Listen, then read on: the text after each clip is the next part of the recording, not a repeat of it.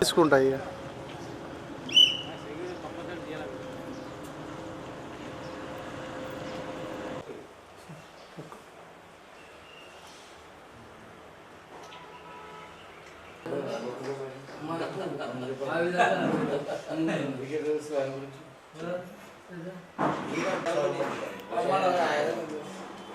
మీరు బోర్డు వచ్చింది కదా సార్ పెళ్ళికి మయ్యల్కా బాటే వాళ్ళంతా అడే చేశారు.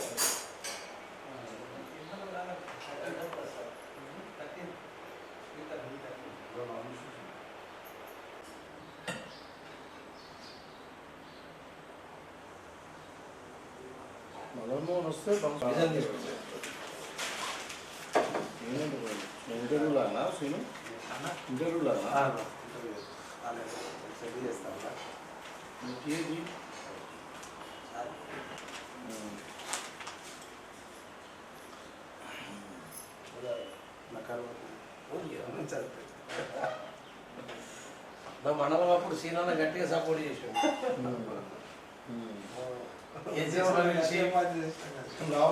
ఉండాలా లేదు మనకెంతనే 9,000 10,000 జనాభాకి. ఇక నేను మోసరా కలిపి తీసుకుందామని అప్పుడు ఫైట్ చేసిన 2 చేసింది. అన్ని మండల ప్రెసిడెంట్లు ఎంపీలో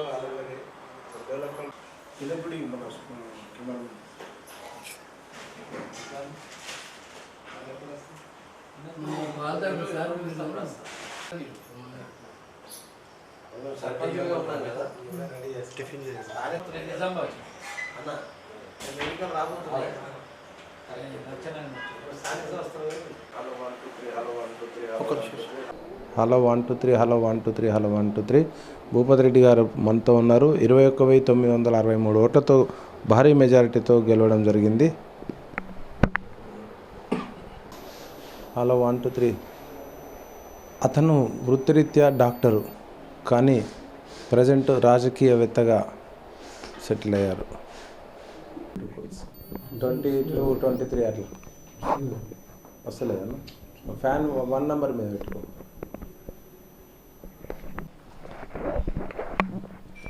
ఇట్లా ఉంటా. టైం ఎంత? జనరల్ తెలంగాణ మూవ్మెంట్ నుంచి అదే అంటే ఫస్ట్ వైద్యులు, తర్వాత తెలంగాణ మూవ్మెంట్లో పార్టిసిపేట్, తర్వాత ఎమ్మెల్సీ అవన్నీ ఇది అవ్వదు అన్నీ కంప్లీట్ చేసుకుంటాం.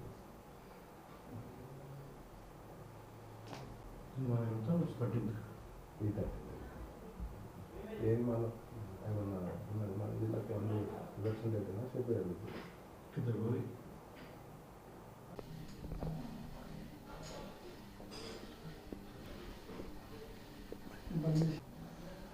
అతను వృత్తిరీత్యా వైద్యుడు. తెలంగాణ ఉద్యమంలో కీలక పాత్ర పోషించారు. శాసన మండలిలో అడుగుపెట్టారు. ఇప్పుడు శాసన సభ్యునిగా ఎన్నికయ్యారు. రూరల్ నియోజకవర్గం నుండి సిట్టింగ్ ఎమ్మెల్యేపై 21,963 ఓట్లతో భారీ మెజారిటీతో కాంగ్రెస్ అభ్యర్థిగా డాక్టర్ రేకులపల్లి భూపతి రెడ్డి గారు గెలుపొంది సేవ అందించేందుకు సిద్ధంగా ఉన్నారు. తెలంగాణ ఉద్యమం నుండి నేటి వరకు తదితర అంశాల మీద మాట్లాడేందుకు మనతో ఎమ్మెల్యే గారు ఉన్నారు. ఒకసారి అడిగి తెలుసుకునే ప్రయత్నం చేద్దాం. ముందుగా K6 తరఫున మీకు శుభాకాంక్షలు తెలుపుతా ఉన్నాము. ఎట్లా ఫీల్ అవుతున్నారు? అసలు ఎమ్మెల్యే అవుతారు అనుకున్నారా? K6 వారికి ధన్యవాదాలు. చాలా హ్యాపీగా ఫీల్ అవుతా ఉన్నాం. ఎందుకంటే 21 సంవత్సరం 22 సంవత్సరాల తర్వాత ఒక తెలంగాణ ఉద్యమకారునికి మరి శాసనసభలో అడుగుపెట్టే అవకాశం ప్రజలు ఇచ్చినారు, కాంగ్రెస్ పార్టీ ఇచ్చింది. చాలా హ్యాపీగా ఉన్నాం. తెలంగాణ మూమెంట్. అతను వృత్తిరీత్యా వైద్యుడు. తెలంగాణ ఉద్యమంలో కీలక పాత్ర పోషించారు. శాసన మండలిలో అడుగుపెట్టారు. ఇప్పుడు శాసనసభకు ఎన్నికయ్యారు. నిజామాబాద్ రూరల్ నియోజకవర్గం నుండి సిట్టింగ్ ఎమ్మెల్యేపై 21,963 ఓట్లతోని భారీ మెజారిటీతో గెలుపొంది శాసనసభకు అడుగుపెట్టిన రేకులపల్లి భూపతి రెడ్డి గారు మనతో ఉన్నారు. మరింత సమాచారం అడిగి తెలుసుకునే ప్రయత్నం చేద్దాం. ఒక్కసారి ముందుగా మీకు K6 తరఫున ఎమ్మెల్యేగా ఎన్నికైనందుకు శుభాకాంక్షలు తెలుపుతా ఉన్నాము. ఎట్లా ఫీల్ అవుతున్నారు? థ్యాంక్ యూ, ధన్యవాదాలు. హ్యాపీగా ఫీల్ అవుతా ఉన్నాం. ఎందుకంటే 2001లో తెలంగాణ ఉద్యమంలో చేరిన తర్వాత ఇవాళ 2023 డిసెంబర్లో నాకు శాసనసభలో అడుగుపెట్టే అవకాశము కాంగ్రెస్ పార్టీ తెలంగాణ ప్రజలు మన నిజామాబాద్ రూరల్ ప్రజలు ఇచ్చినందుకు చాలా ఆనందంగా ఉంది. అసలు ఫస్ట్గా మీ ఫ్యామిలీ బ్యాక్గ్రౌండ్ ఒక్కసారి మా ప్రేక్షకులకు ఇంట్రొడ్యూస్ చేయండి. మీరు ఎక్కడ చదువుకున్నారు, ఎక్కడ మీ నివాసము ఏంటనేది? మాది సొంత గ్రామము జలాల్పూర్ గ్రామము, నిజామాబాద్ మండలం. ఇక్కడ గుండారం దగ్గర ఉంటుంది, చాలా చిన్న గ్రామము. అక్కడ మాది వ్యవసాయ కుటుంబము. మా ఫాదర్ రాజారెడ్డి గారు వ్యవసాయదారుడు. తర్వాత మదర్ ఏమో లక్ష్మి. ఫాదరు 30 సంవత్సరాల క్రితమే చనిపోయారు. మదర్ ఉంది. సో అయితే ఇక్కడ నేను స్కూలింగ్ అంతా కూడా గవర్నమెంట్ స్కూళ్ళలోనే. ఫస్ట్ 5th వరకు ఇక్కడ ఆకుల కొండూరు స్కూల్లో చదువుకున్నాము. తర్వాత ఒక 1 year గుండారం స్కూల్లో చదువుకున్నాం, గవర్నమెంట్ స్కూల్లో. తర్వాత మళ్ళీ 8th నుండి మొత్తం కూడా ఖలీల్వాడి నిజామాబాద్ హై స్కూల్లో 8th, 9th, 10th 3 సంవత్సరాలు అక్కడ చదువుకొని తెలుగు మీడియంలో చదువుకున్నాం. తర్వాత ఇంటర్మీడియట్లో గవర్నమెంట్ జూనియర్ కాలేజ్లో చదివిన తర్వాత అప్పుడు మెడికల్ కాలేజ్లో సీట్ వచ్చిన తర్వాత గాంధీ మెడికల్ కాలేజ్లో MBBS కంప్లీట్ చేసాం. కంప్లీట్ అయిన తర్వాత మళ్ళీ MS ఆర్థోపెడిక్స్ ఉస్మానియా మెడికల్ కాలేజ్లో కంప్లీట్ చేసాం. అంటే మీరు చిన్నతనం నుంచే స్కూల్ అప్పటి నుంచే ఒక పట్టుదల అనేది మీ దాంట్లో స్పెషల్గా ఉండేది, ఏదో ఒకటి నాకంటూ ప్రత్యేకంగా ఉండాలని ఆలోచనతో ఉన్నారని తెలిసింది. అంటే పట్టుదల అయితే నాకు ఎక్కువనే.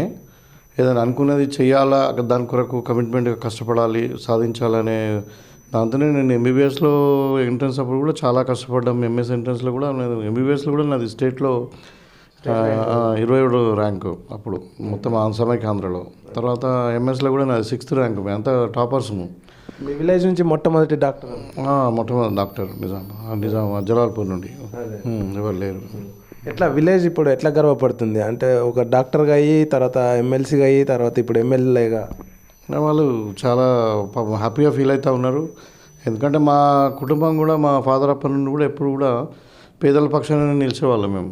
అంటే వాళ్ళకు అన్ని విధాలు ఆదుకునే వాళ్ళం. సో ఇప్పుడు కూడా నేను డాక్టర్ అయిన తర్వాత కూడా దగ్గర 20 సంవత్సరాలు ప్రాక్టీస్ చేసిన కదా, మా గ్రామస్తులకి ఎవరు కూడా నేను ఫీజు తీసుకునేవాని కాదు. ఫ్రీగా ట్రీట్మెంట్ ఇచ్చేవాళ్ళం. వాళ్ళకు నేను కుటుంబ సభ్యులుగానే చూస్తాను. పాపం చాలా హ్యాపీగా, చాలా ప్రేమ చేస్తారు, చాలా అభిమానిస్తారు నన్ను. ఇప్పుడు మీరు వైద్య వృత్తి ఎన్నుకున్న తర్వాత వైద్యుడిగా ప్రాక్టీస్ చేసిన తర్వాత అంటే రూరల్ నియోజకవర్గమే కాకుండా జిల్లాలో తెలంగాణ మూమెంట్లో పార్టిసిపేట్ అయ్యి కీలకంగా తర్వాత వైద్యుడిగా కూడా చాలా ఉచిత సేవలు చేశారు. అంటే ఇప్పుడు మేము మెడికల్ కాలేజ్లో ఉన్నప్పుడు అక్కడ ఆంధ్ర వాళ్ళ పెత్తనము అన్ని ముందు చాలామంది ప్రొఫెసర్ కానీ వీళ్ళందరూ కూడా ఆంధ్ర వాళ్ళు ఉండేవాళ్ళు.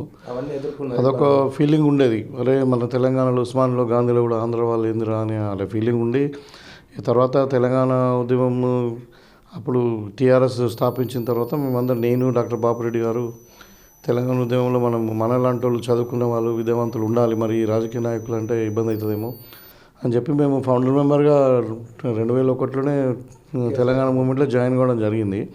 అంతకుముందు నాకు పెద్ద రాజకీయ నేపథ్యం ఏం లేదు. అయితే జాయిన్ అయిన తర్వాత నేను జిల్లా జనరల్ సెక్రటరీ అప్పుడు. సో జిల్లా అంతా తిరిగినాం అప్పుడు. సమైక్య అంటే మొత్తం మన ఉమ్మడి జిల్లా, కామారెడ్డి, జుక్కలు అన్నీ కూడా. అయితే అప్పుడు సంతోష్ రెడ్డి గారు జిల్లా పరిషత్ చైర్మన్గా ఉండే, ఆయనతో జిల్లా అంతా తిరిగినాం. జిల్లా ప్రధాన కార్యదర్శి అప్పుడు 2001లో. అది ముఖ్యంగా ఇప్పుడు మా జలాల్పూర్ గ్రామం అప్పుడు డిచ్పల్లి కాన్స్టిట్యున్సీలో వచ్చేది కాబట్టి నా స్వంత కాన్స్టిట్యున్సీనే నేను ఎన్నుకున్నా. ఎందుకంటే అక్కడ మాకు ఇల్లు, భూమి, పరిచయాలు అన్నీ ఉన్నాయి కాబట్టి, అంటే సొంత నియోజకవర్గం కాబట్టి అక్కడ డిచ్పల్లి నియోజకవర్గంలో నేను తెలంగాణ ఉద్యమంలో పనిచేయడం జరిగింది. ముఖ్యంగా జిల్లా అంతా కూడా తిరిగినాం. ఇప్పుడు కేసీఆర్తో కలిసి మీరు రాష్ట్రమంతా కూడా కేసీఆర్ ఏ పిలుపునిచ్చినా కానీ ముందస్తులో ఉండేసి మీరు ఉద్యమాల్లో పాల్గొని చాలా మటుకు కేసులు కూడా ఎదుర్కొన్నారు. అంటే చాలా కష్టపడ్డాం నిజంగా. అంటే 2001 నుండి 2004 వరకు 4 సంవత్సరాలు దగ్గర చాలా కష్టపడ్డాం. జిల్లా అంతా తిరిగినాము, ఎక్కడ ప్రోగ్రాం పెట్టినా వెళ్ళినాము. చాలా అంటే చాలా కష్టపడ్డాము. అప్పుడు రాత్రి 2 గంటల వరకు రివ్యూస్ అయ్యేది. అయితే తర్వాత అంటే టీడీపీ నుండి అప్పుడు ఎంపీగా సిట్టింగ్ ఎంపీగా ఉన్నటువంటి కేశపల్లి గంగారెడ్డి గారికి నిజామాబాద్ మన డిచ్పల్లి టికెట్ ఇచ్చారు. ఇచ్చిన తర్వాత ఇక నేను మళ్ళీ కొంచెం తెలంగాణ ఉద్యమానికి దూరంగా ఉన్నా, రాజకీయాలకు దూరంగా ఉండి మళ్ళీ నా ప్రాక్టీస్ చేసుకుని ఉన్నా.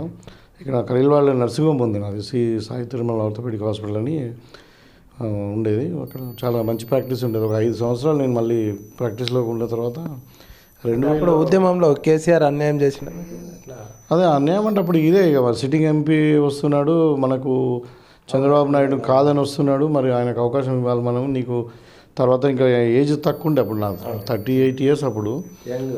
అయితే సరే ఇంక నీకు మళ్ళీ ఇంకా అవకాశాలు చేస్తామని అన్నారు. ఆ తర్వాత ఇక్కడ లోకల్గా ఇక కేశపల్లి గంగారెడ్డి గారు మాకు కొంచెం అంటే అంత ఇంపార్టెన్స్ ఇవ్వలేదు. ఇక వేరే అంటే ఇక మనము అనుకొని రాజకీయాల్లో దూరం అయిపోయి మళ్ళీ నేను ప్రాక్టీస్ పెట్టాను. 5 సంవత్సరాలు చాలా బిజీగా ప్రాక్టీస్ చేసిన తర్వాత 2009లో కేశపల్లి గంగారెడ్డి గారు మళ్ళీ కాంగ్రెస్కి వెళ్ళిపోయారు.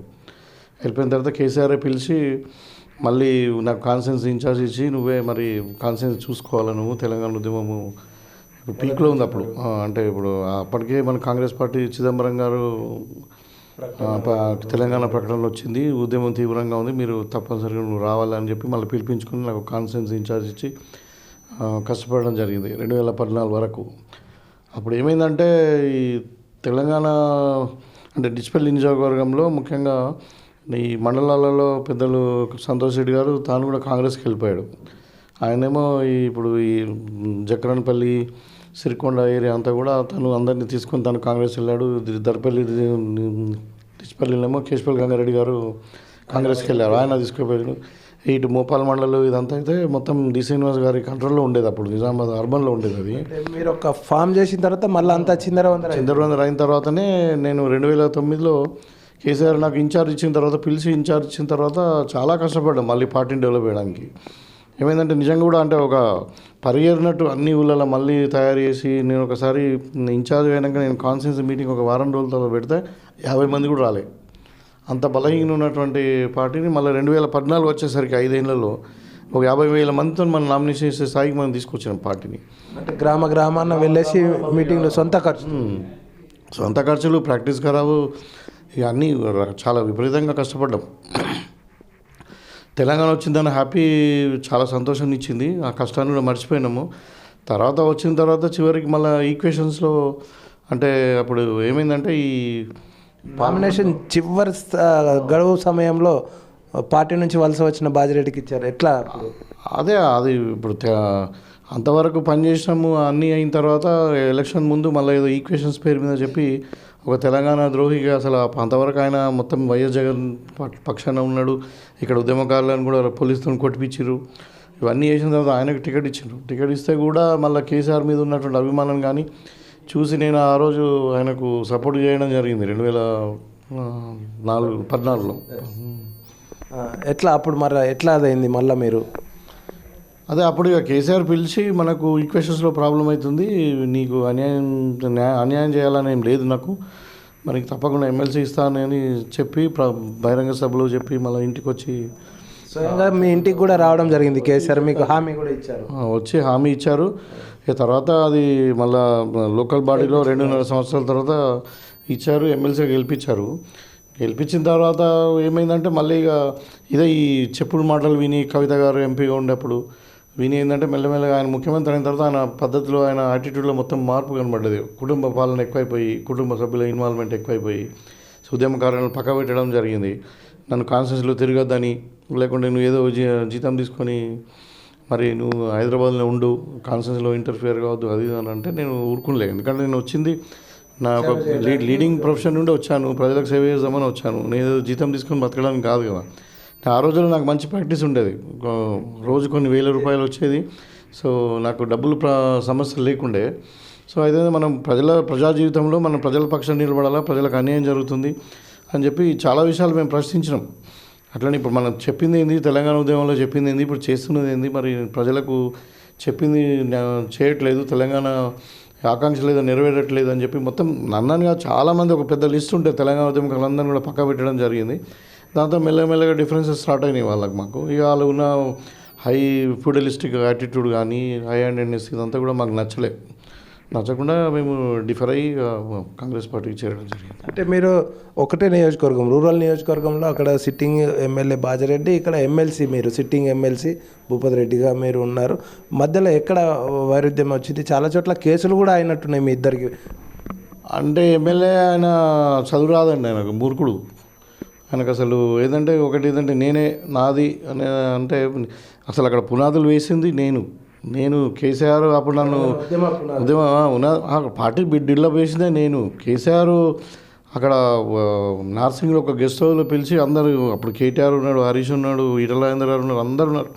20 మంది ముందు చెప్పి నీకు ఎమ్మెల్సీ ఇస్తామని చెప్పిన తర్వాత ఆయన బతిమలాడుకున్నాడు. ఏంటంటే అప్పుడు అంటే ఉన్నారు ఇప్పటికి కూడా పోచారం శ్రీనివాస్ గారు ఉన్నారు, ఆ రోజు ఏనుగు రవీంద్ర రెడ్డి గారు ఉన్నారు. అయితే నేను మనకు ఈక్వేషన్స్లో ప్రాబ్లం అవుతుంది, నీకు అన్యాయం చేయాలని లేదు, తప్పకుండా నీకు గుర్తింపు ఉంటుంది అని చెప్పిన తర్వాత నేను కేసీఆర్ మాట విని ఆయన మీద ఉన్న గౌరవంతో విని ఈయనకు దగ్గరుండి నామినేషన్ వేయించి నేను గెలిపించాను. ఈయనకు అసలు ఈ సిరికొండ మండలం, జక్రంపల్లి మండలం తప్పితే ఈ మిగతా మండలాలు ఆయనకు సంబంధాలు ఊళ్ళ పేర్లు కూడా తెలియవు. నిజంగా చెప్తున్నా, ఎలక్షన్లప్పుడు ప్రచారానికి పోతే ఈ ఏ ఊరు అనేవాడు. సో దగ్గరుండి మీరు చూడండి, అంటే ఉంటాయి రికార్డ్స్, దగ్గరుండి నేను నామినేషన్ వేసి వేయించి నేను గెలిపించుకున్న తర్వాత ఇక ఆయన ఏదో ఇది నా కాన్స్టిట్యున్సీ నువ్వేంది అంటే ఆయన ఒక డిఫరెంట్ ఉంటాడు. ఎదురు వ్యక్తి నువ్వేం ఇన్సల్ట్ చేయడము, తర్వాత తెలంగాణ నాతో వచ్చిన పార్టీ అందరినీ కూడా వాళ్ళని దూరం కొట్టడం, ఇవన్నీ చేయడం వల్ల నేను కొంచెం పోయి ప్రశ్నించడం జరిగింది కేసీఆర్. మరి ఇది ఏంది ఇట్లా, ఇక కవిత గారు కూడా నన్ను కాన్స్టిట్యూన్సీలో తిరగొద్దు, అది చేయదు ఇది చేయదు అంటే నేను దీని కొరకు కాదు నేను వచ్చింది రాజకీయాలకు, తెలంగాణ ఉద్యమానికి. తెలంగాణ వచ్చింది సంతోషం, ఇప్పుడు రాజకీయ పార్టీ ఇది, నాకు తగిన గుర్తింపు ఉండాలి కదా అని అంటే టికెట్ అడిగినాం. మళ్ళీ ఇప్పుడు లాస్ట్ టైం అయితే సాక్రిఫైస్ చేసినాం, కానీ ఈసారి మేము 2018లో టికెట్ అడిగితే వాళ్ళు లేదు ఇవ్వడానికి మేము సిద్ధంగా లేము అని చెప్పిన తర్వాత దానికి టికెట్ అనౌన్స్ చేశారు. అనౌన్స్ చేసిన తర్వాత నేను అప్పటికే 3 ఏళ్ళ టర్మ్ అయిపోయింది, అది ఇంకా 3 ఏళ్ళ టర్మ్ ఉంది. కాంగ్రెస్ వాళ్ళు మరి కేసీఆర్తో నేను డిఫర్ అవుతూ ఉన్నాడని చెప్పి వాళ్ళు పిలిచి నాకు మీరు కాంగ్రెస్ పార్టీలోకి వస్తే టికెట్ ఇస్తామని చెప్తే నేను పార్టీ మారడం జరిగింది. ఎందుకంటే ఇప్పుడు సిట్టింగ్ ఎమ్మెల్సీ కూడా రాజీనామా చేసి 3 పదవి పోతుందని తెలుసు, అది లేచకపోయింది. ఎందుకంటే తెలంగాణ ఆకాంక్షలు నెరవేరట్లేదు, తెలంగాణ ఉద్యమం గుర్తింపు లేదు, ఒక తెలంగాణ ద్రోహిని తీసుకొచ్చి మా నెత్తి మీద పెట్టి అంటే యావత్ తెలంగాణ అట్లనే జరిగింది. మొత్తం కేసీఆర్ క్యాబినెట్లో మొత్తం తెలంగాణ ద్రోహులు జమ అయిపోయి ఇప్పుడు చెప్పింది మన డబుల్ బెడ్రూమ్ ఇల్లు కానీ, 3 ఎకరాల భూమి కానీ, కేజీ టు పీజీ ఎడ్యుకేషన్ వ్యవస్థ కూడా మొత్తం నిర్వీర్యం అయిపోయి కుటుంబ పాలన అయిపోతే మేము డెఫినెట్గా ఇది మనకు పనికిరాదు, మనం దేని కొరకైతే మనం కొట్లాడినామో దాని ఆకాంక్ష నెరవేరట్లేదు కాబట్టి మరి ప్రజల పక్షాన్ని కొట్లాడదామని చెప్పి అధికార పార్టీ నుండి 3 ఏళ్ళ పదవి బదులు నేను కాంగ్రెస్ పార్టీకి వచ్చిన. కాంగ్రెస్ పార్టీలో ఎట్లా అనిపించింది? కాంగ్రెస్ పార్టీలో బాగుంటుందండి, అంటే లిబర్టీ ఉంటుంది, రెస్పెక్ట్ ఉంటుంది, ఇది ఒక వ్యవస్థ, ఇది ఒక వ్యక్తుల మీద నడవదు. సో కలెక్టివ్ లీడర్షిప్ ఉంటుంది కాబట్టి చాలా బాగా ఉంటుంది. నాకు వాళ్ళు పాపం టికెట్ ఇస్తామన్నారు, ఇచ్చారు. అయితే ఇప్పుడు 2018లో నేను ఒక్కనే కాదు, మొత్తం 88 మంది ఎమ్మెల్యేలు ఓడిపోయారు. హేమీ లైక్ ఇప్పుడు రేవంత్ అన్న కానీ, కొమ్మటిరెడ్డి వేవ్ అట్లా ఉండే, ఇప్పుడు మన దగ్గర సుదర్శన్ రెడ్డి గారు, షబీర్ అలీ గారు అందరూ ఓడిపోయారు. అయితే అది ఇప్పుడు ముఖ్యంగా ఇంకో విషయం చెప్పాలి ఏంటంటే ఈ నిజామాబాద్ రూరల్ కాన్స్టిట్యున్సీ అన్నది ఎప్పుడు కూడా కాంగ్రెస్ సీట్ కాదు. ఇది 1983 నుండి టీడీపీ ఎప్పుడైతే ఆవిర్భవించిందో తామర్ చౌదరి గారు అప్పటి నుండి ఫస్ట్ ఎమ్మెల్యే ఆయన బాలరెడ్డి గారు తర్వాత 20 సంవత్సరాలు టీడీపీ ఉంది. తర్వాత మధ్యన పొత్తులో కాంగ్రెస్ పొత్తులో టీఆర్ఎస్ పొత్తులో కేశవల్ గంగారెడ్డి గారు ఎమ్మెల్యే అయినారు. తర్వాత మళ్ళీ వెంకటేశ్వరరావు గారు టీఆర్ఎస్ పొత్తులో ఎమ్మెల్యే అయ్యారు. తర్వాత 2 టర్ములు మళ్ళీ టీఆర్ఎస్. అంటే గత 40 సంవత్సరాల నుండి ఇది టీడీపీ టీఆర్ఎస్ సీటే. ఇది మధ్యన ఒక 9 నెలలు ఆకుల లలిత గారు, రాజశేఖర రెడ్డి గారు వేవ్లో గెలిచారు బై ఎలక్షన్లో, తర్వాత తను ఓడిపోయారు మళ్ళీ. అయితే ఇక్కడ ఏంటంటే ఇది అయినా కానీ నాకు 15 రోజుల ముందు టికెట్ ఇచ్చినా కానీ నేను డి శ్రీనివాస్ గారు, నాకంటే ముందు డి శ్రీనివాస్ గారు కాంటాక్ట్ చేసిరారు కాన్స్టిట్యున్సీ రూరల్ కాన్స్టిట్యున్సీ, తనకంటే 7,000 ఓట్లు ఎక్కువ వచ్చినాయి నాకు తక్కువ టైంలో, అంత వేవ్లో కూడా. అంటే పార్టీ మారినప్పుడు కూడా మీ అనుచరులు అనేది మీ వర్గమే. పార్టీ మారడానికి రీజన్ ఉంది కదా. నేను ఇప్పుడు తెలంగాణ ఉద్యమకారులను పక్కకు పెట్టి తెలంగాణ ఆకాంక్షలు నెరవేరకుండా మొత్తం కుటుంబ పాలన చేసి ఎమ్మెల్యేనే సర్వం అనే పరిస్థితిలో ఉంటాయి. ఇక్కడ కూడా ఈయన చేసే అవినీతి ఇవన్నీ కూడా మేము అడుగడుగును ఎదుర్కొంటే ఇట్లా దౌర్జన్యము చేసేది విధానాలు నచ్చకుంటే డెఫినెట్గా ప్రజలు ఆదరించారు. ఇప్పుడు అందరితో పాటు నేను ఓడిపోయాను, కానీ డి శ్రీనివాస్ గారు అంటే ఆయన ఒక స్టార్, ఆయన ఒక పెద్ద నాయకుడు, మాజీ పిసిసి అధ్యక్షుడు. ఆయన నిలబడితేనే రానికంటే 7,000 ఓట్లు ఎక్కువ వచ్చినాయి నాకు రూరల్ కాన్స్టిట్యూన్సీ. ఎందుకంటే అది కాంగ్రెస్ సీట్ కాదు, అది అంత మేము. ఇప్పుడు రూరల్ నియోజకవర్గంలో మీరు అంటే కాంగ్రెస్ తరఫున పోటీ చేసి ఎన్ని ఎదుర్కొన్నారు ఒడిదొడుకులు? చాలా నిర్బంధం అండి. పోలీస్ వ్యవస్థను, రెవెన్యూ వ్యవస్థను వాడుకొని ఈయన ఎమ్మెల్యే ఇక మినిమం ఇప్పుడు కళ్యాణ లక్ష్మి ఉందనుకో కాంగ్రెస్ వాళ్ళకి ఇవ్వమంటారు, అందరూ ఎవరైనా తిరిగితే ఎస్సీ ఎస్టీ కేసులు పెట్టడం. ఇప్పుడు చాలామంది మీద మా మీద కేసులున్నాయి. నిజంగా కూడా నేను చేతులెత్తి నమస్కారం తెలియజేస్తా ఉన్నా, ఈ 10 సంవత్సరాలలో కాంగ్రెస్ కార్యకర్తలు అధికారం లేకుండా ఇంత నిర్బంధంలో, ఇంత దారుణమైన వ్యవస్థలో వాళ్ళు గట్టిగా నిలబడి వాళ్ళు నేను ఆర్థికంగా బలహీనంగా ఉండి కాబట్టి వాళ్ళని ఆదుకోలేకపోయినా వాళ్ళు కానీ గట్టిగా నిలబడ్డాం, ధైర్యం ఇచ్చాం. కానీ వాళ్ళు ఏం అన్నం తినకపోయినా ఉపవాసం ఉన్నా రాత్రి వాళ్ళు కష్టపడి వాళ్ళు గట్టిగా నిలదొక్కున్నారు. కాకపోతే నేను ఒక ధైర్యం మాత్రం నేను ఇవ్వగలను. నేను గట్టిగా చెప్పడవద్దు. నేను ఎట్టి పరిస్థితుల్లో మనము కొట్లాడే గోవర్ధన్తో ఆయన అవినీతిని ఎక్స్పోజ్ చేసినాము. ఆయన అడుగున ఆయన ఫెయిల్యూర్స్ వైఫల్యాలను ఆయన దోషిగా నిలబెట్టినాం ప్రజల ముందు. ప్రజలు తీర్పు ఇచ్చారంట. 100% కదా, మార్పు కోరుకున్నారు. గోవర్ధన్ కంటే నేను చాలా బెటర్ అని వాళ్ళు భావించారు. ఒక ఉద్యమకారుని, ఒక డాక్టర్గా, వైద్యునిగా నేను అంటే నిజాయితీ నా మీదేం మచ్చలేదు. సో కాబట్టి ఆయన చేసినట్టు అవినీతులు, ఆయన చేసిన దౌర్జన్యం అందరూ మన కాన్స్టిట్యూన్సీకి ఒక శని పట్టుకున్నట్టు ఫీల్ అయినారు. ఇలా ఎంత మీరు చూడండి, ఒక వారం రోజులు మీరు ఇంటర్వ్యూ చేయండి, ఇలా ఎంత ఫ్రీగా ఉన్నారో హ్యాపీగా ఫీల్ అవుతున్నారు ప్రతి ఒక్కళ్ళు. మహిళలు రోడ్ల మీద డ్యాన్సులు చేసిండండి. ఇప్పుడు నిన్న కూడా విజయోత్సవ ర్యాలీ చూసినట్లయితే చాలా సంబరాలు చాలా ఘనంగా నిర్వహించారు. ఎట్లా ఫీల్ అయ్యారు? హ్యాపీగా ఉంది. వాళ్ళ యొక్క గౌరవము, వాళ్ళ యొక్క అభిమానము, వాళ్ళ యొక్క రెస్పెక్ట్ నా మీద ఉంది. వాళ్ళు నమ్మకము నా మీద ఉంచి నన్ను గెలిపించారు. కార్యకర్తలు కూడా కష్టపడ్డారు. నేను తప్పకుండా నా కార్యకర్తలను ఏదైతే కాంగ్రెస్ పార్టీ శ్రేణులు ఉన్నారో వాళ్ళందరినీ కూడా నేను కంటికి రెప్పలా కాపాడుకోవాల్సిన బాధ్యత నా మీద ఉంది. తప్పకుండా కాపాడుకుంటాం. అదేవిధంగా నియోజకవర్గం మేము పూర్తి ఇప్పుడు వెనుకబడిపోయింది. ఇప్పుడు ఎగ్జాంపుల్ ప్రాణహిత చేవేళ 21 ప్యాకేజ్ ఉంది. అది 1,82,000 ఎకరాలకు సంబంధించినటువంటి ప్రాజెక్ట్. అది రాజశేఖర రెడ్డి గారి టైంలోనే 80% కంప్లీట్ అయింది. ఇవాళ 10 సంవత్సరాల తర్వాత ఎక్కడేసి ఇంకొకటి అక్కడనే ఉంది. దాన్ని రీడిజైనింగ్ పేరు మీద మంచి వాళ్ళని సతాయించి రైతుల మీద కేసులు పెట్టిండ్రు, 304 కేసులు పెట్టిండ్రు. మళ్ళీ ప్రాజెక్ట్ కంప్లీట్ అయిందంటే అది కాలేదు. ఇవాళ 2,000 కోట్లు బిల్స్ లేపుకొని ఒక ఎకరం కూడా నీళ్ళు ఇవ్వలేదు. విపరీతమైన అవినీతి జరిగింది దాంట్లో. సో ఇలా అడగండి, డబుల్ బెడ్రూమ్ ఇల్లు రాలేదు. కేజీ టు పీజీ ఒక స్కూలు ఉన్న స్కూళ్ళు మూతపడ్డాయి. సో ఒక స్కూల్ కట్టలేదు, ఒక హాస్పిటల్ కట్టలేదు, ఒక ఇండస్ట్రీ రాలేదు, ఒక ఉపాధి కల్పన జరగలేదు. ఇంతకు దోపిడీ, ఇసుకలో మాఫియా, మొరంలో మాఫియా, తర్వాత వైన్ షాపులలో వాటా, మళ్ళీ భూముల కబ్జాలు ఇవన్నీ కూడా జరిగినాయి. కాబట్టి వాళ్ళు నన్ను నమ్మిండ్రు. ఈయన నిజాయితీ పరుడు, ఉద్యమకారుడు, మరి ఒక వైద్య వృత్తిని వదిలి మరి ఇవాళ అంత పెద్ద ప్రొఫెషన్ వదిలి వచ్చిందంటే ఖచ్చితంగా ఈయన సేవ చేయడానికి వచ్చిందని ప్రజలు నమ్మిండ్రు. మేము కూడా అదే చెప్పినాం, మాకేం ప్రజలకు సేవ చేయడానికి వచ్చినాం, మాకు అవకాశం ఇవ్వని చెప్పినాం ఒకసారి. వాళ్ళు నమ్మిండ్రు. ఈసారి అందుకే నేను చెప్తా ఉన్నానంటే వాళ్ళ నమ్మకాన్ని కూడా వమ్ము చేయకుండా వాళ్ళ ప్రజలకు అండగా ఉంటూ ఒక రక్షకుడుగా, అది కాకుండా మళ్ళీ వాళ్ళ కాన్స్టిట్యున్సీ అభివృద్ధి కూడా అన్ని రంగాలలో ఖచ్చితంగా మేము అభివృద్ధి చేసి తీరుతాం. ఇప్పుడు రూరల్ నియోజకవర్గంలో ప్రధానంగా మీరు గుర్తించిన సమస్యలు, అంశాలు ఏంటి? అదే ఫస్ట్ సాగునీరు లేదు. ఇప్పుడు నిజామాబాద్ రూరల్ నియోజకవర్గంలో మనకు 7 మండలాలు ఒక నిజామాబాద్ రూరల్ మండలంకు పాత నిజాం సాగర్ నీళ్ళు కొద్దిగా వస్తాయి. కానీ మిగతా 6 మండలాల్లో అసలు డ్రై ఏరియా, మొత్తం నీళ్ళు లేవు. సో ప్రథమంగా సాగునీరు మేము ఇవాళ గవర్నమెంట్ వచ్చింది కాబట్టి ఫస్ట్గా మేము చేసేది ప్రాణహిత చేవేళ 21 ప్యాకేజ్ పాత మోడల్లో రీడిజైన్ కాకుండా అక్కడ ట్యాంకు ఎత్తు పెంచకుండా, కెపాసిటీ పెంచకుండా ఈ మొత్తం 1,00,000 ఎకరాలకు నీళ్ళు ఇవ్వడం అనేది ప్రాథమిక మాకు ఒక ప్రయారిటీ. అది కాకుండా మళ్ళీ ఇప్పుడు ఈ హౌసింగ్ ఒకటి ఉంది, ఇందిరమ్మ ఇండ్లు అసలు చాలా ప్రాబ్లం ఉంది. ప్రతి గ్రామంలో కంప్లైంట్స్ అదే, మాకు ఇల్లు లేదు, ఈ గత 10 సంవత్సరాల నుండి ప్రభుత్వం మాకేం చేయలేదన్నది. అది కాకుండా ఇంకా పోడు భూముల సమస్య ఉంది. మా దగ్గర ట్రైబల్స్ వీళ్ళు ఎక్కువ, దగ్గర 8,000 ఎకరాలు పోడు భూమి సమస్య ఉంది. వాళ్ళందరూ కూడా మేము పోడు భూములు పట్టాలు ఇస్తామని చెప్పినాము. తప్పకుండా పార్టీ ఒక డిసిషన్ ఆల్రెడీ ఎజెండాలో పెట్టింది కాబట్టి గవర్నమెంట్ ఒక పాలసీ మ్యాటర్గా మన కాన్సెన్సన్ కాకుండా మొత్తం తెలంగాణ వ్యాప్తంగా ఆ సమస్యను తీరుస్తారు. ఇవాళ ఎడ్యుకేషన్ వ్యవస్థ కూడా పూర్తి నిర్వీర్యం అయిపోయింది. అసలు పిల్లలకు కాంగ్రెస్ పార్టీ ఇక్కడ IIIT పెట్టిండ్రు, యూనివర్సిటీ పెట్టిండ్రు. తెలంగాణ యూనివర్సిటీ కాంగ్రెస్ పార్టీ హ్యామ్లోనే వచ్చింది. ఇక్కడ మెడికల్ కాలేజ్ వచ్చింది, మోడల్ స్కూల్స్ కట్టారు. ఇన్ని వేస్తే వాళ్ళ పిల్లలకు సరిగా మధ్యాహ్న భోజనం పెట్టలేని పరిస్థితిలో ఈ ప్రభుత్వం పురుగులన్నం పెట్టిరండి. సో తప్పకుండా విద్య, వైద్యము, వ్యవసాయము, తర్వాత సంక్షేమ పథకాలు, ముఖ్యంగా 6 గ్యారంటీ స్కీమ్లు ఏదైతే ఉన్నదో సోనియా గాంధీ గారు హామీ ఇచ్చారో ఇవన్నీ మేము ఖచ్చితంగా అమలు చేస్తాము. అది కాకుండా ఇక్కడ ఇన్ఫ్రాస్ట్రక్చర్ డెవలప్మెంటు, అవసరం ఉంటే ఇండస్ట్రియలైజేషను, మరి ఉపాధి కల్పన ఇవన్నీ కూడా ఉన్నాయి. సో ఎందుకంటే చాలా పొటెన్షియల్ ఉంది మా కాన్స్టిట్యున్సీ నిజామాబాద్ చుట్టుపక్కల ఉంటుంది. సో మంచి అంటే కమ్యూనికేషన్ ఉంది, రైల్వే కానీ రోడ్ కానీ ఇవన్నీ కమ్యూనికేషన్ ఉంది కాబట్టి డెవలప్మెంట్కు అవకాశాలు బాగున్నాయి. ఈ గతంగా ఉన్నటువంటి ఎమ్మెల్యేలు వాళ్ళు పట్టించుకోలేదు, ఎప్పుడు పైరులు వేయడం తప్పితే వాళ్ళు చేసింది ఏం లేదు. మేము ప్రతి విలేజ్ అడిగినా నువ్వు ఏం చేసినావు ఆయన 10 ఏళ్ళు అంటే ఆన్సర్ లేదు. సో కాబట్టి తప్పకుండా మా కాన్స్టిట్యున్సీని అభివృద్ధి చేయడమే నా లక్ష్యంగా నేను ముందుకు వెళ్తాను.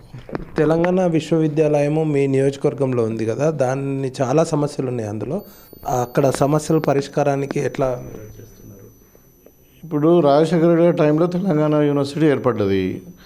అప్పుడు చేసిండ్రు, ల్యాండ్ అక్వైర్ చేసిండ్రు, బిల్డింగ్లు కట్టిర్రు, అన్నీ అయినాయి. తర్వాత తెలంగాణ వచ్చిన తర్వాత కేసీఆర్ గారు నిజామాబాద్ సభలోనే చెప్పిండ్రు ఒక సంవత్సరానికి 100 కోట్లు ఇస్తా అని చెప్పి. ఈ వరకు 100 కోట్లు కాదా, సంవత్సరానికి 10 కోట్లు కూడా ఇవ్వలేదు. ఇవాళ ఆ యూనివర్సిటీ నడుస్తుందంటే ఓన్లీ యూజీసీ గ్రాంట్స్ మీదనే నడుస్తుంది. సో అక్కడ ఒక లైబ్రరీ లేవు, ఒక హాస్టల్ ఇన్ఫ్రాస్ట్రక్చర్ లేదు, అంటే ఫ్యాకల్టీ సరిగా లేదు. సో రకరకాలుగా ప్రాబ్లమ్స్ ఉన్నాయి అక్కడ. పిల్లలు మొన్న మీరు చూసుంటారు, పీజీ చేసే విద్యార్థులు మాకు భోజనం పెట్టమని బిచ్చమెత్తుకున్నారు. ఇప్పుడు IIITలో అయితే ఆత్మహత్యలు చేసుకుంటున్నారు. సో లైక్ అంటే ఇప్పుడు అయితే కాబట్టి తెలంగాణ యూనివర్సిటీని విద్యా వ్యవస్థను ఓవరాల్గా ఇంప్రూవ్ చేయాల్సిన బాధ్యత కాంగ్రెస్ పార్టీ తప్పకుండా తీసుకుంటుంది.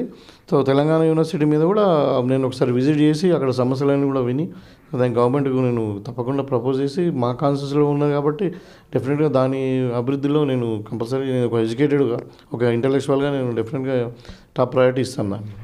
యాజ్ ఏ వైద్యుడిగా మీరు మీ నియోజకవర్గంలో ట్రైబల్స్ కూడా చాలా ఉన్నారు. వైద్యానికి సంబంధించిన అభివృద్ధి ఎట్లా చేయబోతున్నారు, ఎట్లాంటి ప్రణాళికలు పెట్టుకున్నారు? హాస్పిటల్స్ మెరుగు అదే మండల హాస్పిటల్స్ను అప్గ్రేడ్ చేయాలి.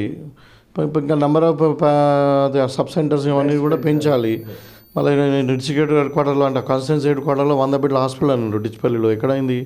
దర్పల్లిలో అన్నారు, కాలేదు. సో ఇప్పుడు అవన్నీ మేము ఖచ్చితంగా కాన్స్టిట్యున్సీ హెడ్ క్వార్టర్లో 100 బెడ్లు కానీ ఇంకా అవసరం ఉంటే 500 బెడ్ల హాస్పిటల్ అనుకుంటున్నాము. సో అది ఇంకా టైం పడుతుంది, ఇప్పుడే కాదు. కాకపోతే వైద్యానికి, విద్యకు, ఈ రెండుకి, వ్యవసాయానికి, సంక్షేమానికి, ఈ 4 అయితే టాప్ ప్రయారిటీగా మేము పనిచేస్తాం. ఇప్పుడు పేదలకు వైద్యం అందించడంలో నిన్ననే మీరు చూసారు, 7వ తారీఖు నాడు మా గవర్నమెంట్ ఫామ్ అయింది. ఇవాళ 9వ తారీఖు నాడు సోనియా గాంధీ గారి బర్త్డే నాడే మేము ఆరోగ్యశ్రీకి 10 లక్షలు పెంచాము. ఇవాళ ఇంతకుముందు 5 లక్షల నుండి 10 లక్షలకు పెంచాము. 300 అంటే ఏమంటారు డిసీజెస్ ఆరోగ్యశ్రీ వర్తించేది, ఇప్పుడు ఇవాళ 1600 డిసీజులకు ఎక్స్టెండ్ చేసినాం. సో కాబట్టి ప్రతి పేదవానికి కార్పొరేట్ వైద్యం అందించాలా. అది మెదడు ఆపరేషన్ కావచ్చు, గుండె ఆపరేషన్ కావచ్చు, లేకుంటే కడుపులో కంతి కావచ్చు, ఎంత పెద్ద ఆపరేషన్ అయినా కానీ ఇవాళ కార్పొరేట్ హాస్పిటల్ పోయినా కానీ ఫ్రీగా అయ్యేటట్టు 10 లక్షల వరకు పెంచాము. సో డెఫినెట్గా గవర్నమెంట్ ప్రయారిటీ ఇస్తుంది. ఇక్కడ కూడా మేము ఇంకా ఈ నేషనల్ స్కీమ్స్ అన్నీ కూడా వాడుకొని ప్రైమరీ హెల్త్ సెంటర్స్ స్ట్రెంథెన్ చేయడం, అక్కడ కూడా బెడ్ స్ట్రెంత్ పెంచడము, తర్వాత కాన్స్టిట్యూన్సీ హెడ్ క్వార్టర్లో ఒక పెద్ద హాస్పిటల్ నిర్మించడం అన్నది భాగంగా ఉంది. ఇప్పుడు ఏదైతే మీరు రూరల్ నియోజకవర్గంలో అగ్రికల్చర్ రంగంలో కానీ ఇతర రంగాలకు సంబంధించిన పారిశ్రామిక విధానం ఏదైనా అమలు చేసే ఏర్పాటు ప్రణాళికలు ఏమైనా ఉన్నాయా? ప్రణాళిక అంటే మా దగ్గర ఒకటి డ్రై పోర్ట్ ప్రణాళిక అనుకుంటున్నాం నేను. ఎందుకంటే ఇప్పుడు మనకు Dichpally, Jakranpally area well communicated, అది మొత్తం హైవేస్ ఉన్నాయి, ఎయిర్పోర్ట్ అంటే ఎయిర్పోర్ట్ కూడా ప్రపోజల్ ఉంది. కాబట్టి ట్రైన్ రోడ్స్ అన్నీ ఉన్నాయి కాబట్టి అక్కడ ఒక డ్రై పోర్ట్ ఏర్పాటు చేద్దామనే ప్రణాళిక ఉంది. దాని ప్రపోజల్ మేము గవర్నమెంట్ దగ్గర తీసుకెళ్తాము. ఎందుకంటే ఇక్కడ నుండి మన దగ్గర పసుపు కానీ, ఎర్రజొన్నలు కానీ, మక్కలు కానీ, ఇంకా మళ్ళీ ఇవన్నీ కూడా ఇప్పుడు వరి కానీ, మనం బియ్యం కానీ ఇవన్నీ కూడా ఎక్స్పోర్ట్ అవుతూ ఉంటాయి మనకు గల్ఫ్ కంట్రీలకు కానీ ఇక్కడ. సో ఒక డ్రై పోర్ట్ పెడితే దాని ద్వారా ఒక ఇండస్ట్రియలైజేషన్, ఒక ఎంప్లాయ్మెంట్ దొరుకుతాయని నేను భావిస్తాను. ఇప్పుడు ఇరిగేషన్ విషయంలో ప్రాజెక్ట్ ఆ రకంగా ఉంటే మిగతాది అంటే కేసీఆర్ డైరెక్ట్ పొలంలోనే నీళ్లు పడే విధంగా ఒకటి పైలట్ ప్రాజెక్ట్ కింద జక్రాన్పల్లిలో టేక్ ఓవర్ చేసారు. మరి అది ఎక్కడి వరకు వచ్చింది? అది ఎగ్జిక్యూట్ కాలేదండి, చెప్పారు. దాంట్లో అది కేసీఆర్ కుటుంబ సభ్యులే వాళ్ళు కాంటాక్ట్ చేశారు. 2000 కోట్లు వరకు బిల్స్ లేపినట్టు నాకు సమాచారం ఉంది. నేను రివ్యూ చేయాలి ఇంకా అసలు. కానీ అయితే 2000 కోట్లు పెట్టిండ్రు దానికి. ఇప్పుడు ఎక్కడక్కడే ఉంది, అంటే ఒక గుంట కూడా నీళ్ళు రాలే. ఇప్పుడు గుత్పా ఎక్స్టెన్షన్ ప్రోగ్రామ్ ప్రాజెక్ట్ అని చెప్పి అక్కడ మున్పల్లి దగ్గర పెట్టిండ్రు ఒకటి, అది మధ్యన ఆగిపోయింది. ఇప్పుడు చిన్నగా చెప్తున్నారు, ఇప్పుడు బర్దిపూర్ లిఫ్ట్ ఉంది, అది ఒక దగ్గర 10,000 ఎకరాలకు నీళ్ళు అందిస్తుంది.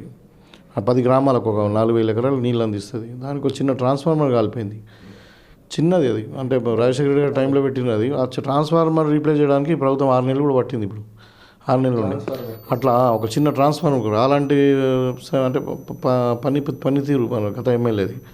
ఇక సబ్స్టేషన్లు కూడా ఏర్పాటుకి ఏమన్నా చేస్తున్నారు?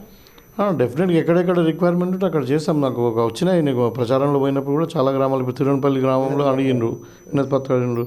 సో దాని మీద స్టడీ చేయాలి మనం. అంటే ఇప్పుడు ఎక్కడ వోల్టేజ్ ప్రాబ్లం ఉంది, ఎక్కడ మనకు అవసరం ఉంది, అన్ని రంగాలు, ఒక రంగం అని కాదు, విద్యుత్ శక్తి రంగంలో కానీ వైద్య రంగంలో, విద్యా రంగంలో, ఇప్పుడు రోడ్ ట్రాన్స్పోర్ట్స్ కానీ ఇంకా మెరుగు. ఇప్పుడు తాండాలో కనెక్టింగ్ రోడ్స్ అన్నారు, చేయలేదు. తాండాలలో గ్రామ పంచాయతీ ఇంకా కాలేదు చాలా గ్రామాలలో. గ్రామ పంచాయతీలు చేసిండ్రు, 6 ఏళ్ళు అయింది. మరి 2015లో గ్రామ పంచాయతీలు చేసిండ్రు. ప్రతి గ్రామ పంచాయతీకి పక్కా బిల్డింగ్ కట్టిస్తామన్నారు. ఇంతవరకు ఇంకా కాలేదు. ఇంకా కనెక్టింగ్ రోడ్స్ కాలేదు తాండాలకు. సో చాలా పని ఉంది చేయాల్సింది. ఇప్పుడు దర్పల్లిలో మార్కెట్ యార్డ్ అనుకున్నాము, ఒకటి దానికి మున్సిపాలిటీ అనుకుంటున్నాము. ఇట్లా చాలా గ్రామాలలో చేసేవాళ్ళు ఉన్నాయి. అంటే మొత్తం మీద ఓవరాల్ కాంప్రహెన్సివ్గానే అనేది. కానీ మా ప్రయారిటీ మాత్రము వ్యవసాయము, విద్య, వైద్యం, తర్వాత సంక్షేమ పథకాలను అమలుపరచడం, 6 గ్యారంటీ పథకాలను అమలుపరచడము అన్నది తప్పకుండా ముందు తీసుకువెళ్తాం. ఇండస్ట్రియలైజేషన్ కూడా ఇప్పుడు డ్రై పోర్ట్ కానీ ఇంకా చేసి అక్కడ ఒక ఉపాధి కల్పించాలి. ఇవాళ ఏమైందంటే చాలామంది యువత ఉద్యోగాలు లేక గల్ఫ్ పోతూ ఉన్నారు. సో వాళ్ళని కూడా అడ్రస్ చేయాల్సిన అవసరం ఉంది. గల్ఫ్ బాధితులను కూడా దానికి సపరేట్గా ఒకటి ఇంటర్వెన్షన్ ఫండ్ కూడా ప్లాన్ చేస్తూ ఉన్నారు గవర్నమెంట్.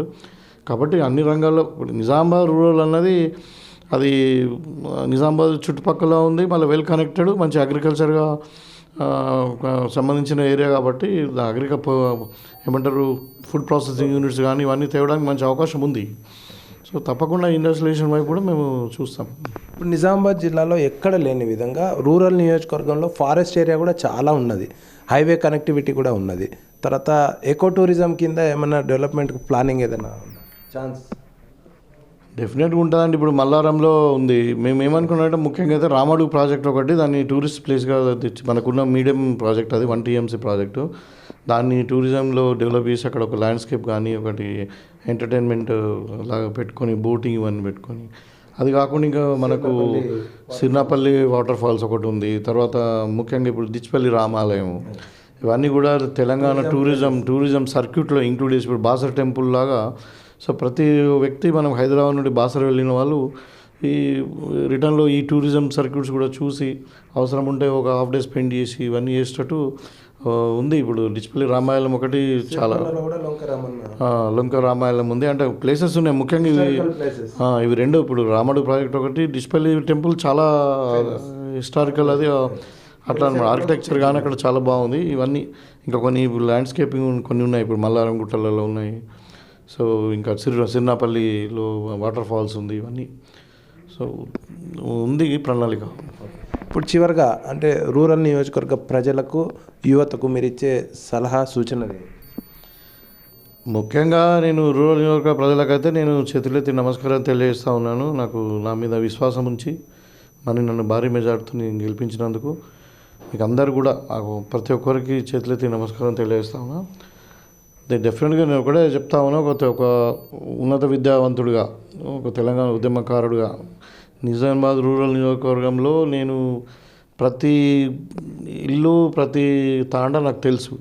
కాబట్టి మీ సమస్యలన్నీ కూడా తెలిసిన వాడిగా డెఫినెట్గా మీకు అనుగుణంగా మీరైతే నమ్మకం ఉంచినో దాన్ని వమ్ము చేయకుండా మీకు అనుకున్న దానికంటే ఇంకెక్కువనే నేను తప్పకుండా మేము పనిచేస్తాను. అభివృద్ధి పథంలో ముందు నడిపించడమే కాకుండా ఇంతకుముందు చెప్పినట్టు ఈ 4-5 అంశాలలో టాప్ ప్రయారిటీ ఇవ్వడమే కాకుండా మీకు అంటే ఇప్పుడు వ్యక్తిగతంగా ఏదైనా కష్టం వచ్చినా లేకుంటే ఏది ఉన్నా కానీ మీకు పూర్తిగా నేను అండగా ఉంటా, ఒక కుటుంబ సభ్యుడిగా ఉంటా అని చెప్పి. ఎందుకంటే కష్టాలు తెలిసిన వాడిని నేను చాలా కష్టపడే ఈ స్థాయికి వచ్చాను. ఒక మామూలు రైతు కుటుంబం నుండి ఒక డాక్టర్గా చదువుకున్న తర్వాత వైద్య వృత్తిలో కష్టపడ్డాను, తర్వాత తెలంగాణ ఉద్యమంలో కష్టపడ్డాను.